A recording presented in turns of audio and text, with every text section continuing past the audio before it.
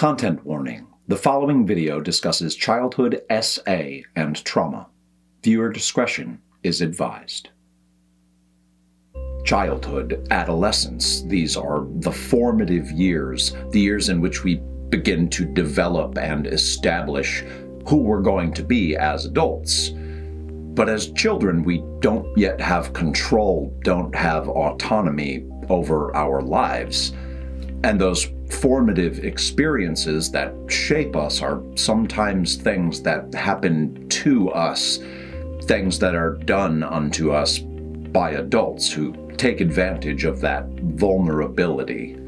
But in his novella, The Library Policeman, Stephen King suggests that those traumatic childhood encounters can be unconsciously repressed. But can an event truly be so affecting, so traumatic, that someone could effectively erase it from memory?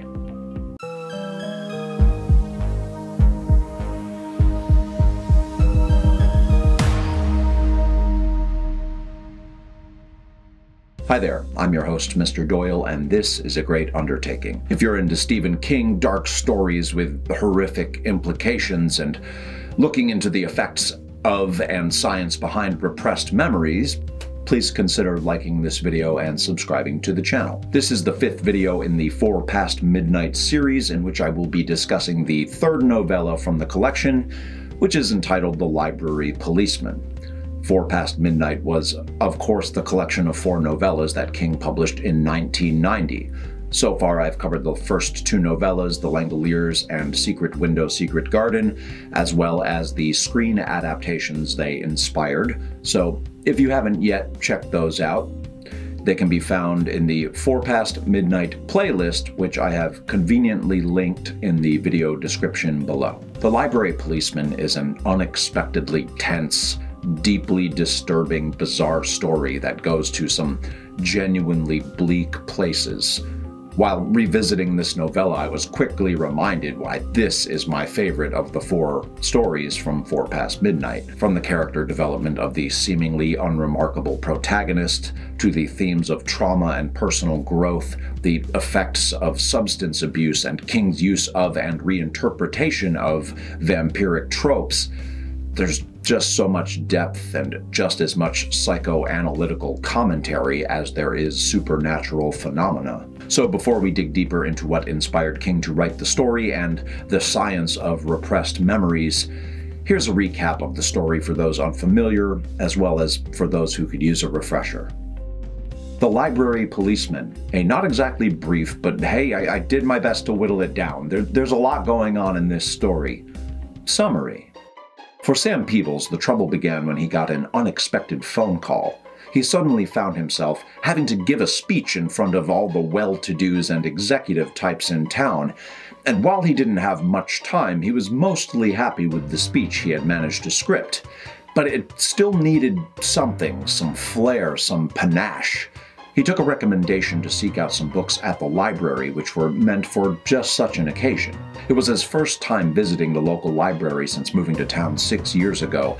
However, upon approaching the building, he couldn't help but feel as if he had been here before. But being a straight-laced insurance salesman of little imagination, he shrugged off any odd notions and proceeded. Once inside, Sam found the library empty and silent. Sam wandered around, taking in the high vaulted ceilings and the equally tall shelves of books, and was eventually met by a woman named Ardelia Lortz, the librarian. They exchanged pleasantries, and eventually Ms. Lortz helped Sam to find the books he needed to spice up his speech. Upon closer inspection, Sam noticed that some of the posters that had been hung in the children's wing of the library were perhaps inappropriate and downright scary. One of these posters portrayed a dire warning about and depiction of the library policeman, a warning to children to make sure to return their library books on time or the library policeman will come arrest you. What the punishment for such a crime might be was left to the imagination. Sam remarks about the posters to the librarian and shares his feelings about them, but Ms. Lortz doesn't take too kindly to his criticisms. Clearly, Sam has unintentionally touched a nerve. Sam relents, apologizes for having clearly crossed a line, pays $2 for his library card, takes his books and is on his way, but not before Ms. Lortz has a last chance to remind him not to be late returning his library books, or she'd have to send the library policeman after him. Naturally, Sam laughs it off, dismisses the whole silly business outright, and sets off, doing his best not to let the silly old librarian get under his skin. At least not any farther. Well, Sam uses the books to improve his speech, and they have the desired effect. He's a huge hit. Sam knocks it out of the park, and he's just riding that wave for days. Business is suddenly booming. Everyone in town is hearing about Sam's incredible speech. They're calling to congratulate him. He starts to feel like some sort of local celebrity. But in the midst of all the riding high and basking in critical praise, he forgets something.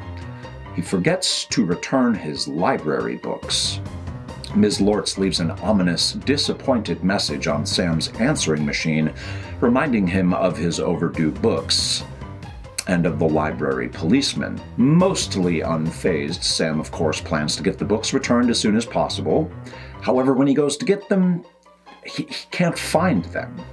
He eventually determines just what happened to the books, and by then they are long gone, irretrievably lost.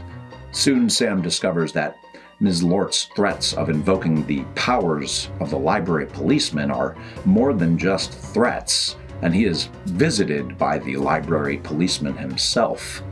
This terrifying encounter causes Sam to uncover some unbelievable truths about his past, about the library, and in particular about the librarian, Ms. Ardelia Lortz.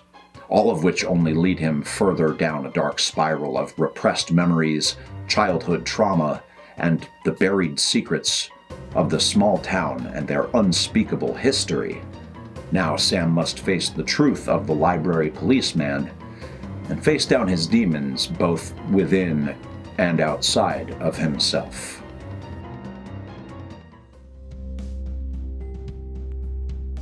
History and inspiration. Regarding what inspired King to write The Library Policeman, King tells us exactly what led to this story coming to fruition in the introduction entitled 3 Past Midnight, A Note on the Library Policeman. It reads as follows.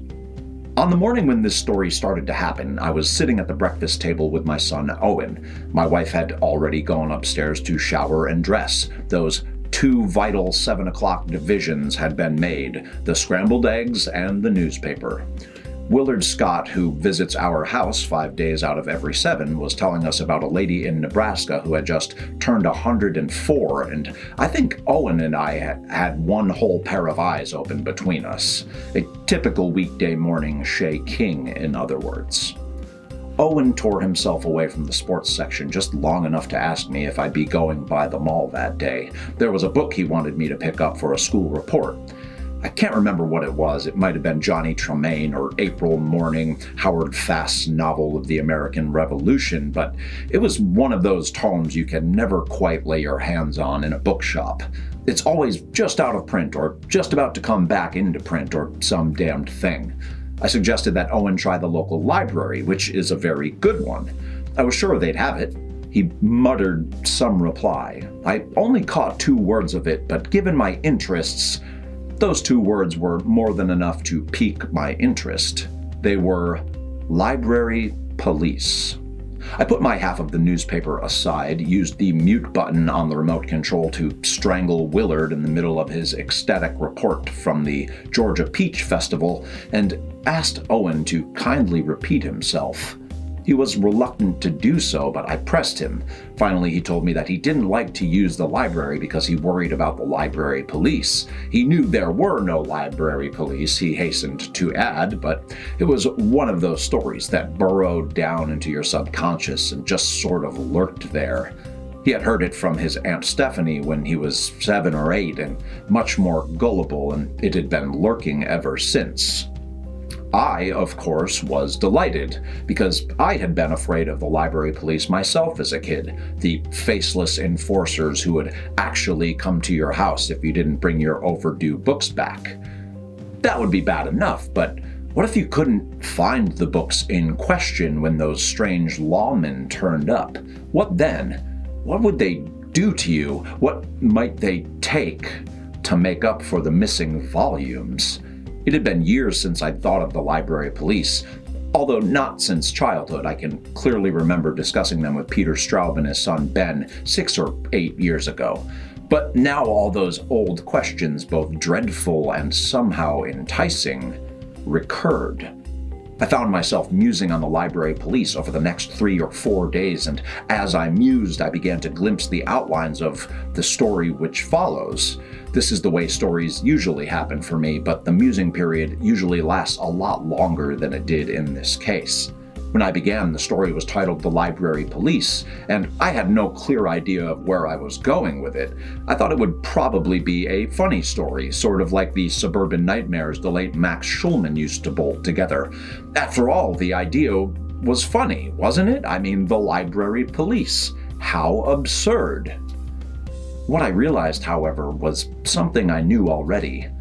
The fears of childhood have a hideous persistence. Writing is an act of self-hypnosis, and in that state, a kind of total emotional recall often takes place, and terrors which should have been long dead start to walk and talk again. As I worked on this story, that began to happen to me. I knew going in that I had loved the library as a kid. Why not? It was the only place a relatively poor kid like me could get all the books he wanted. But as I continued to write, I became reacquainted with a deeper truth. I had also feared it. I feared becoming lost in the dark stacks. I feared being forgotten in a dark corner of the reading room and ending up locked in for the night. I feared the old librarian with the blue hair and the cat's eyes glasses and the almost lipless mouth who would pinch the backs of your hands with her long, pale fingers and hiss, shh, if you forgot where you were and started to talk too loud. And yes, I feared the Library Police. What happened with a much longer work, a novel called Christine, began to happen here. About 30 pages in, the humor began to go out of the situation, and about 50 pages in, the whole story took a screaming left turn into the dark places I have traveled so often and which I still know so little about. Eventually, I found the guy I was looking for and managed to raise my head enough to look into his merciless silver eyes. I've tried to bring back a sketch of him for you, constant reader, but it may not be very good. My hands were trembling quite badly when I made it, you see. So there's a lot we can take away from that, and even more that we could try to interpret. First of all, I was not aware that the Library Policeman was an actual tall tale that adults used to tell kids to scare them into returning their library books on time.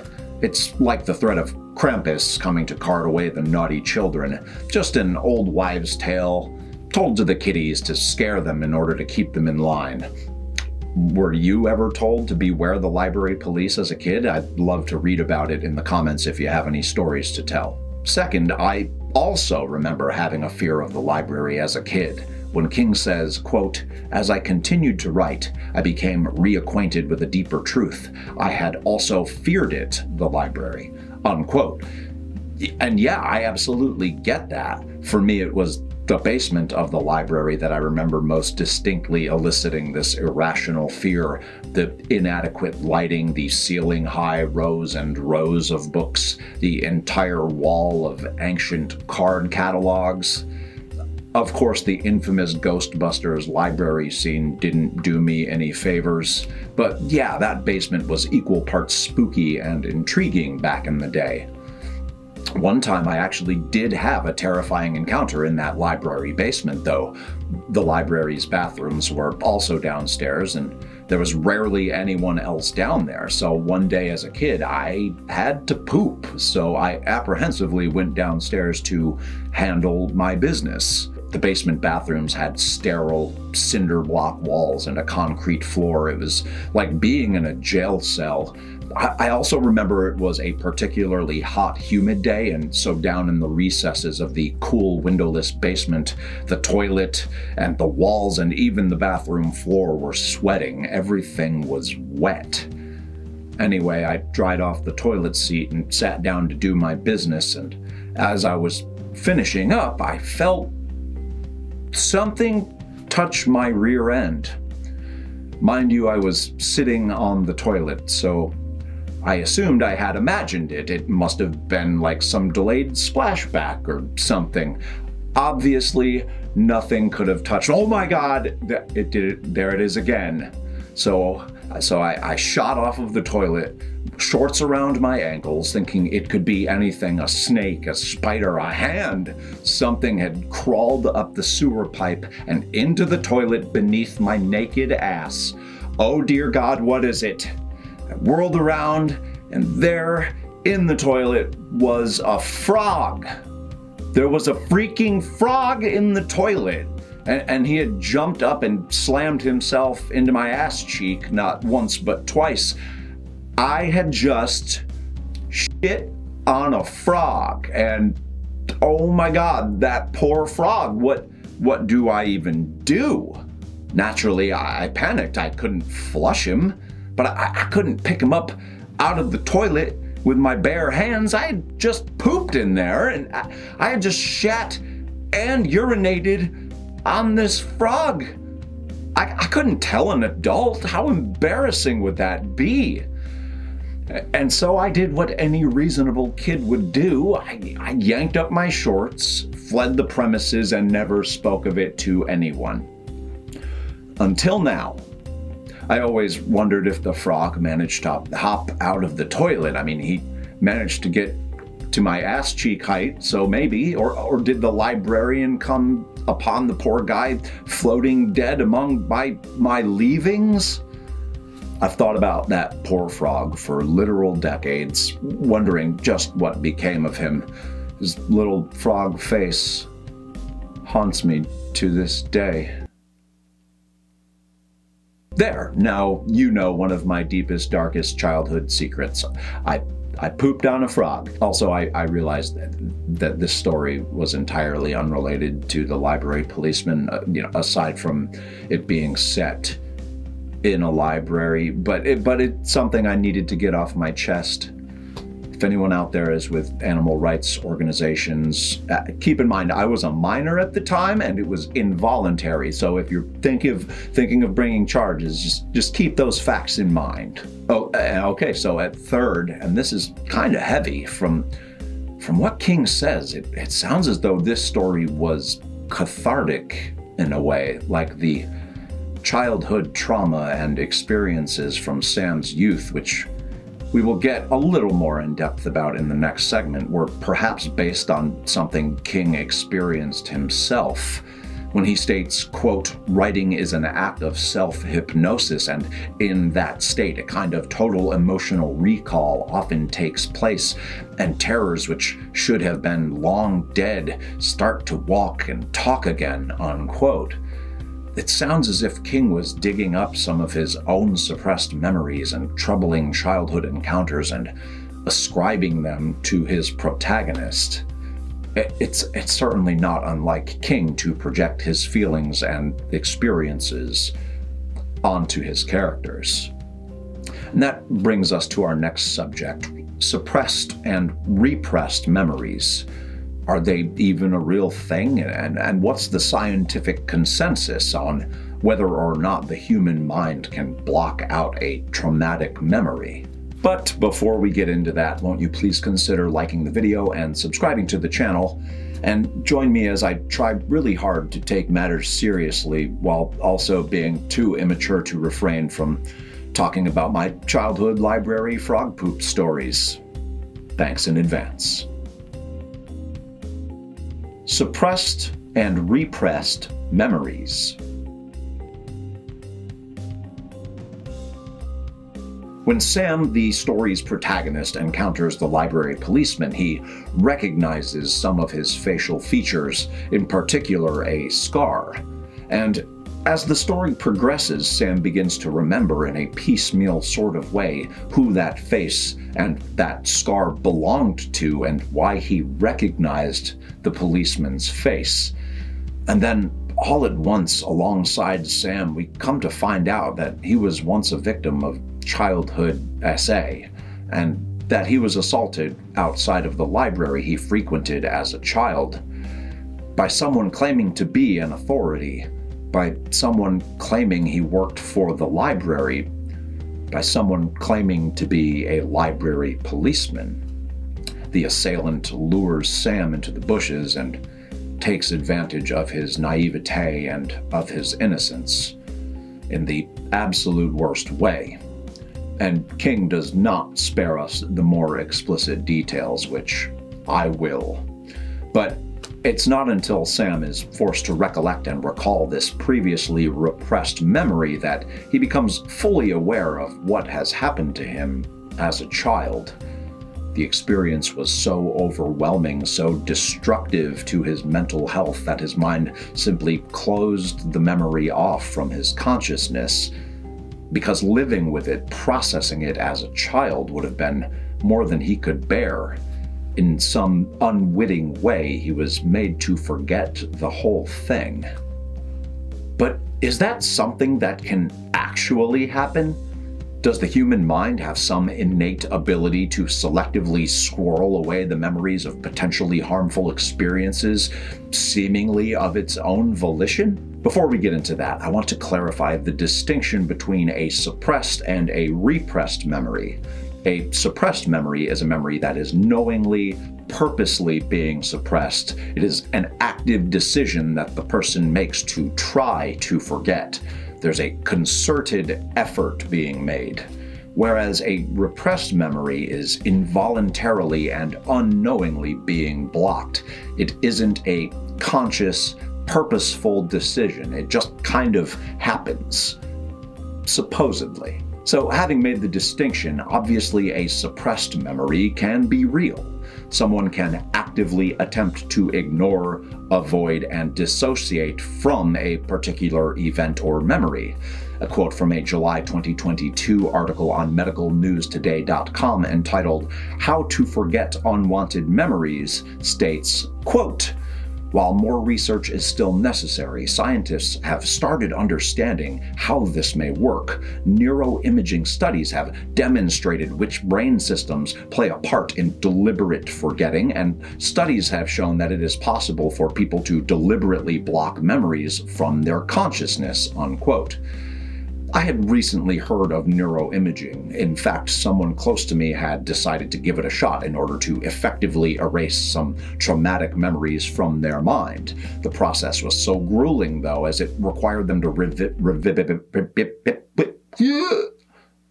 revisit in great detail those very memories they are trying to forget. And so they never made it beyond their first session. However, there are many folks out there who claim this method worked for them. It's all a bit too eternal sunshine of the spotless mind for me, personally, and the concept honestly kind of freaks me out. There can, of course, be adverse behavioral effects to actively trying to suppress and bottle up traumatic, negatively affecting experiences and memories, but yeah, suppressed memories are a thing. Repressed memories, on the other hand, well, that's not entirely clear.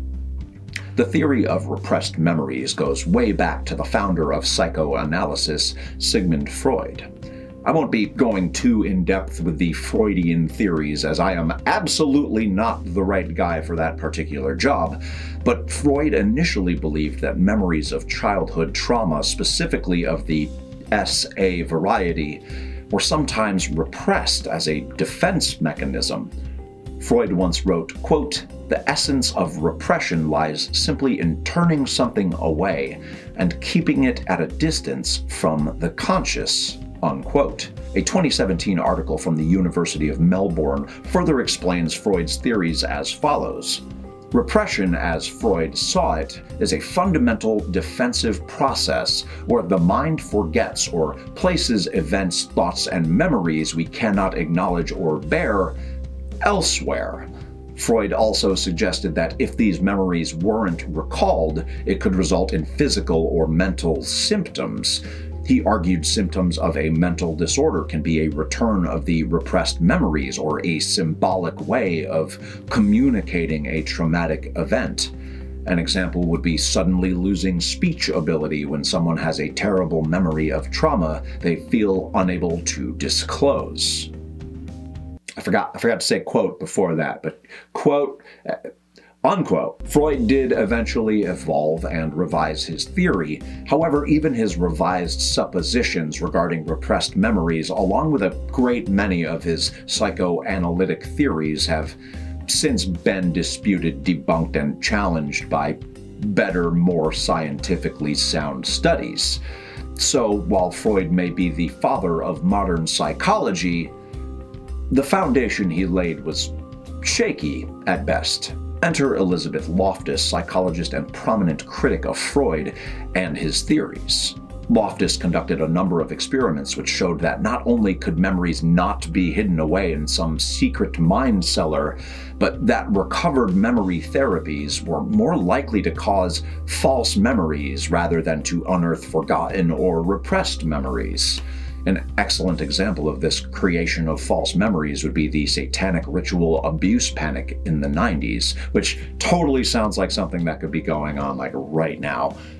The more things change, right? In an article from Psychology Today entitled "Forget Me Not, the Persistent Myth of Repressed Memories," clinical psychologist and PhD Dr. David Ley had this to say regarding the abuse panic. Ley writes, quote, "Sadly, during the 1990s and the satanic ritual abuse panic and the recovered memory therapy disgrace, we learned just how wrong therapists were. During that era, therapists promoted a nationwide quest to root out evidence of children being sexually abused by hidden satanic cults." Jesus Christ, it's just QAnon. Sorry. The memories of those experiences were suppressed by psychological mechanisms, but through a blend of hypnosis and careful questioning, therapists could supposedly bring those memories flooding back. Families were disrupted, lives destroyed.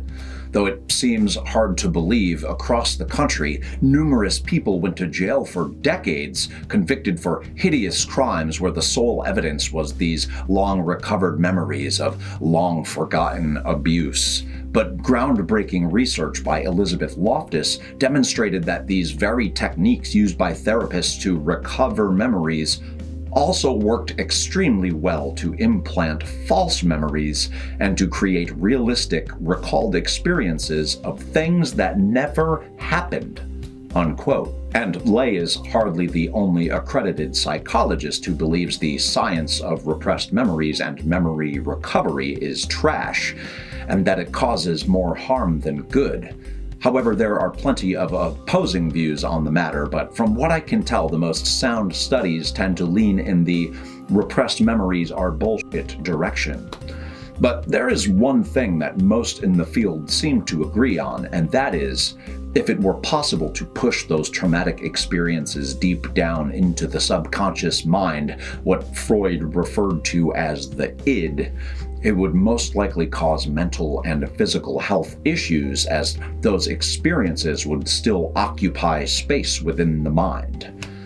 So yeah, the bottom line is there are those who don't believe in repressed memories and those that do.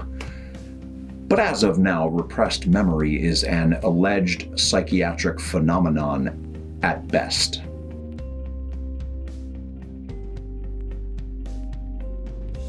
Final thoughts. The Library Policeman is a bizarre tale, and despite my overly long, not at all brief summary, there is so much more going on than I managed to discuss on this video.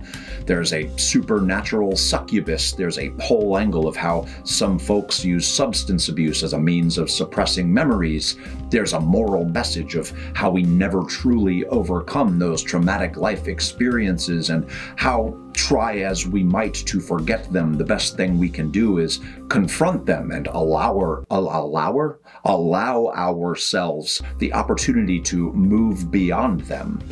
There's a commentary on time and how our past is something we carry with us and how it can determine our paths into adulthood. Yeah, it's a story with so many layers and so much depth that despite barely scratching the surface, I've managed to write one of my longest scripts in a long time. It's a rough read at times, but it's rewarding. And for me, it was, as it was for Stephen King, a bit cathartic. Maybe it will be for you too. I found myself facing the reality of my own library policeman and the fact that I wasn't going to allow that bastard the ability to occupy valuable space in my brain any longer. It felt pretty good. You should read it. In 2 weeks, I will be dropping the final video in my 4 Past Midnight series, which will be for the 4th and final novella in the collection, which is entitled The Sundog. It's a story about a haunted camera and an image that appears to defy time, science, and rationality itself. Thank you for watching. If you enjoyed the video, please give it a like and consider subscribing to the channel. Thanks to all of my subs and constant commenters for leaving your thoughts in the comments section of all of my videos. I appreciate your time and your contributions to this channel. I'll see you in a couple of weeks. Okay, goodbye. Be sure to click like and subscribe to the channel for my continued analysis of all things Stephen King, pretty pleased with blood and guts on top. My name is Mr. Doyle, and this has been A Great Undertaking.